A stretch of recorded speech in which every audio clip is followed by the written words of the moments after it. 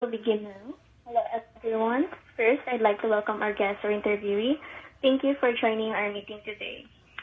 Please introduce yourself, Miss Hannah. All right. So everybody can hear me? Yes. Yes. Good. Thank you. So good morning. My name is Hannah, and on behalf of Lillian, I was advised to share her answers and explain all of those 5 questions that she have answered. Okay. I'm Crystal, together with my group members. Members, please introduce yourselves. Oh, hello everyone. I'm Naomi Basay. Hello, I'm Kristen Maribel Brillantes. Hello, I am Josie Gamboa. This meeting is for our pre-calculus subject, interviewing professionals about math. Miss Hannah, we would like to ask you some questions about math. Are you ready? Sure. So here's our first question. How do you use math in your daily life? All right. So for the first question, mathematics, I would say, in layman's point of view, was tagged as a science of numbers, operations. So I must say, from the moment you wake up in the morning, we use math. We calculate our hours of sleep. We calculate our time spent in doing our everyday task, especially in my field of work. So again, this is with Lillian's point of view. She's an auditor. So as an audit associate in a private company, learning math and understanding its aligning principle is necessary. Now, on my behalf, since I work on a billing department, specifically for an advertising company which is located in America, I basically assist the client with credit card payments, billing concerns, questions, invoices, or bills and stuff.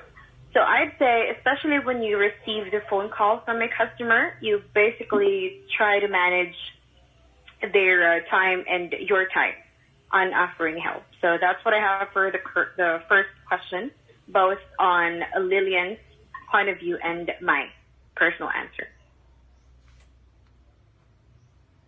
Okay, for question number 2, what kind of tools do you have related to math? All right. So on the other point of view, especially on the auditor's kind of work, one of the essential tools that they have is the scientific calculator. So I would say regular calculators can definitely help you solve some certain equations, but it's just the easy ones. But since they deal with like a lot more difficult somehow methods and how to solve stuff, so they basically use the scientific calculator. But I guess to my point of view, especially I work on 2 monitors in front of me, so there's computers. I would say we somehow use Google on the hard disk kind of somehow problems if it's not being able to be solved by a simple calculator. So both on the fields from the auditor side and dealing with the billings and payments, we both use the calculator. So that's like a basic necessary thing that we have to have every day. For the third question, do you enjoy numbers? Well, that's a good question. Again, on Lillian's point of view, because she already have given me the answers, and as a representative, I am willing and I'm happy to explain her point of view. So her answer was yes. I enjoy numbers even though it gives me headaches sometimes. I enjoy it even more if it's a 6-digit number appearing on my payslip.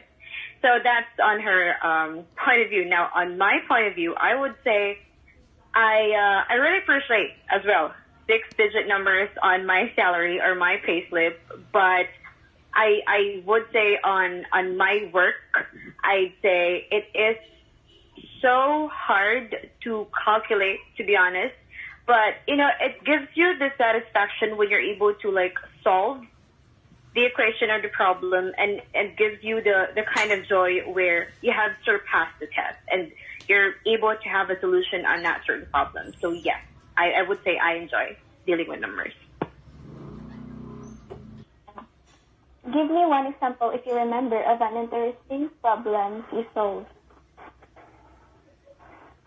Interesting problem that I solved. I guess, personally, on my field of work, I would say that one of the best problems that I was able to solve, dealing with numbers and math overall, is when somehow I had this kind of customer where they somehow did not pay their balances for 10 months now. So somehow their bill had late fees and other extra fees. So he had those adjusted. So somehow when you deal with numbers, basically it delays your time because you still have to go back from the previous month, and you somehow do the every single detail somehow calculation, because it really gives you a hard time, to be honest. If I really would say it in details, it's so hard, especially if you're calculating again your time and the client's time.